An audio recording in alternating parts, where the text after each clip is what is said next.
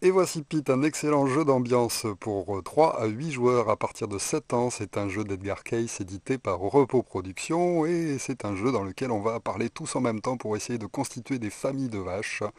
C'est donc un jeu qui fait beaucoup de bruit. Alors à l'intérieur se trouve un sac, ce qui est donc pratique pour trimballer le jeu partout.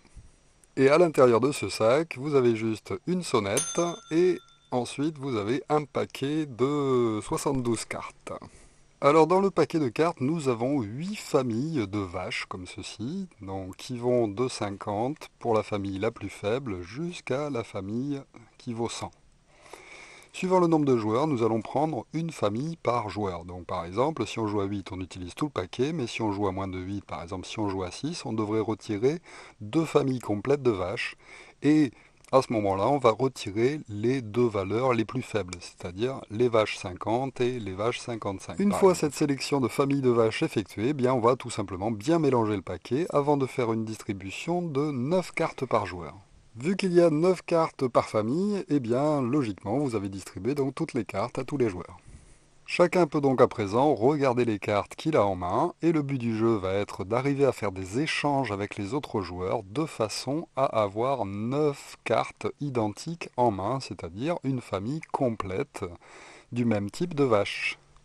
Alors, un joueur choisi au hasard va lancer la manche en sonnant la sonnette, et à partir de maintenant, tous les joueurs vont pouvoir échanger leurs cartes les uns avec les autres, et dans n'importe quel sens, à condition d'échanger soit une carte, soit deux cartes identiques, soit trois cartes identiques, soit quatre cartes identiques à la fois. À chaque fois que vous faites un échange avec un joueur, ça ne peut être que même nombre de cartes contre même nombre de cartes, et ça doit être forcément des cartes identiques.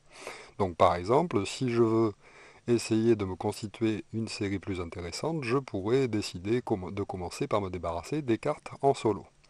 Mais autour de la table, les seules choses que l'on a le droit d'entendre est le nombre de cartes que l'on échange. Donc ça va être soit 1, soit 2, soit 3, soit 4. À ce moment-là, quand la partie est lancée, tous les joueurs vont pouvoir choisir un nombre de cartes, 1, 2, 3 ou 4 identiques, les mettre dans leurs mains face cachée, et se mettre à hurler une, ou bien 2, 2, 2, 2, ou bien 3, 3, 3, ou bien 4, 4, 4. Et donc, il y a une bonne ambiance qui se dégage autour de la table. Lorsque vous trouvez un joueur qui est d'accord pour échanger avec vous, donc 3-3-3, puis un autre qui dit 3-3-3 par exemple, à ce moment-là, vous lui donnez vos cartes, il vous donne les cartes face cachée, vous les récupérez et on continue à faire des échanges. Donc là, super, j'ai réussi à récupérer 4 cartes pareilles, donc je vais commencer à pouvoir faire un autre échange en disant 2, 2, 2, 2, 2, jusqu'à ce que je trouve un joueur qui soit d'accord pour faire un échange de 2. Dès qu'un joueur se retrouve avec un paquet de 9 cartes identiques, eh bien hop, il sonne la sonnette et la manche s'arrête immédiatement. C'est donc lui qui l'emporte. Et il va tout simplement marquer en point eh bien, la valeur en point d'une carte vache correspondant à la famille réalisée. Donc là, par exemple, 55 points pour avoir réalisé la famille des tortillas. Alors une fois la manche terminée et on reprend toutes les cartes, on les remélange et on est reparti pour une nouvelle manche, mais avant cela, le joueur qui a emporté la manche peut décider de choisir une des variantes du jeu qui en contient en fait un certain nombre qui sont marqués dans la règle. Les manches s'enchaînent donc comme ceci jusqu'à ce qu'un joueur soit parvenu à récupérer 200 points de vache. Ou bien lorsqu'on arrive à la huitième et dernière manche du jeu. À la huitième, à ce moment-là, le joueur le plus avancé en points remporte la partie. Alors je vous l'ai dit, à chaque fin de manche, le joueur ayant remporté la manche précédente peut choisir une variante du jeu, et c'est surtout ça qui est très drôle dans ce jeu, c'est qu'il y a pas mal de petites variantes. Alors les variantes ne changent pas du tout en fait le principe même du jeu, mais va juste changer les mots que l'on doit utiliser pour faire des échanges avec les autres joueurs. Nous avons vu que dans la partie classique, on va juste citer le nombre de cartes, 1, 2, 3 ou 4. Dans les variantes, eh bien, ce sera d'autres mots qu'il faudra utiliser à la place de ces chiffres, tout simplement. Alors tout d'abord, nous avons la variante muette. Alors là, c'est très simple. Au lieu d'hurler des chiffres, eh bien, on va juste montrer avec ses doigts en fait les chiffres. Donc 1, 2, 3 ou 4. Et donc, voilà, autour de la table, ce sera juste par signe et tout doit se jouer en silence pour essayer de récupérer le maximum de cartes. Pendant le jeu, en fait, à chaque fois qu'un joueur parviendra à dépasser 100 points, il est conseillé de faire une variante muette comme ceci, histoire de calmer un peu le jeu, parce que sinon le reste du jeu est quand même très très actif, et donc voilà, de temps en temps, une petite phase de silence, ça peut être sympa. Ensuite, nous avons la variante espagnole, avec les comptages de cartes en espagnol, 1, 2, 3, 4. Après, nous avons la vache folle. Lors de la vache folle, à ce moment-là, eh bien, les joueurs ne peuvent plus prononcer que le mot me.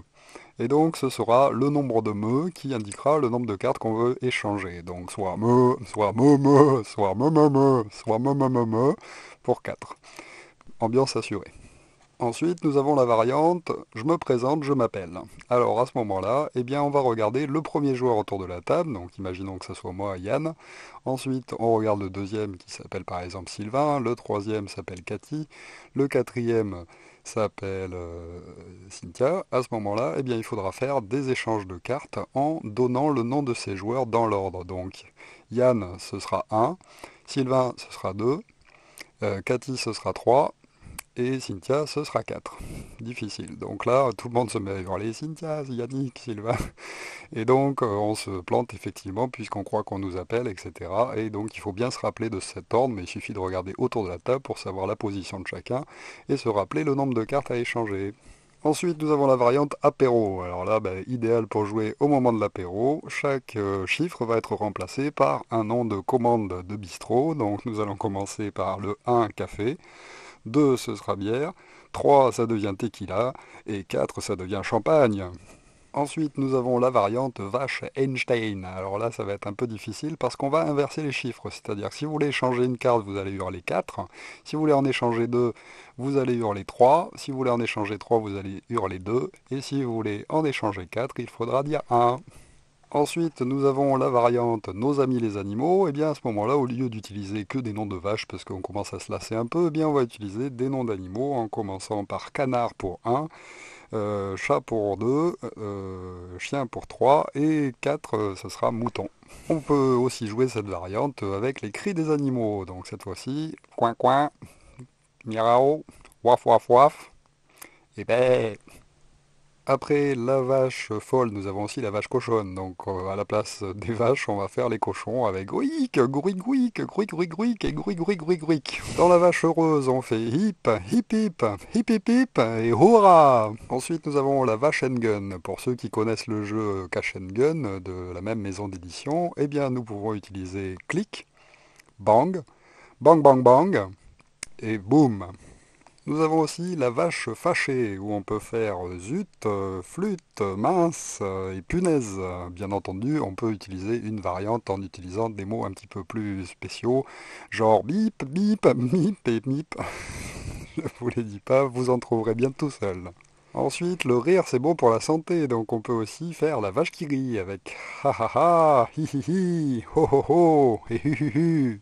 Évidemment, pour les belgo-mexicains de Repos Prod, nous avons une variante spéciale qui fait moules, frites, tacos, nachos. Oui, bien sûr, on peut faire aussi la vache ch'ti avec et bilout, et ch'ti bilout, et baraka frites. Enfin, les règles vous proposent la vache disparue, où pour le 1, vous ferez le cri de l'ornithorynque, pour le 2, le cri du dodo, pour le 3, celui du mammouth, et pour le 4, celui du tyrannosaure. Et à vous de vous débrouiller pour essayer d'inventer les cris de ces animaux disparus. Voilà donc pour Pete, vous aurez compris, un jeu d'ambiance plutôt bruyante, donc évitez de jouer à ça à côté de joueurs qui ont envie de se faire un bon Edge of Steam par exemple. Mais bon, sinon c'est un très bon jeu pour jouer jusqu'à 8 joueurs qui va vous mettre une sacrée ambiance en début de soirée par exemple ou en fin de soirée, ça peut être très très drôle à jouer. Bien sûr, vous pouvez inventer toutes les variantes possibles imaginables en remplaçant les chiffres par les mots de vos choix. Et donc voilà, un petit jeu à emmener partout avec son sac et sa sonnette, vraiment très sympathique. Merci de m'avoir suivi pour cette règle de jeu plutôt olé olé. Un petit peu difficile à expliquer parce qu'évidemment je ne peux pas vous faire l'ambiance étant tout seul, mais vous avez bien imaginé je pense comment ça marche. A très bientôt pour une nouvelle règle de jeu, au revoir.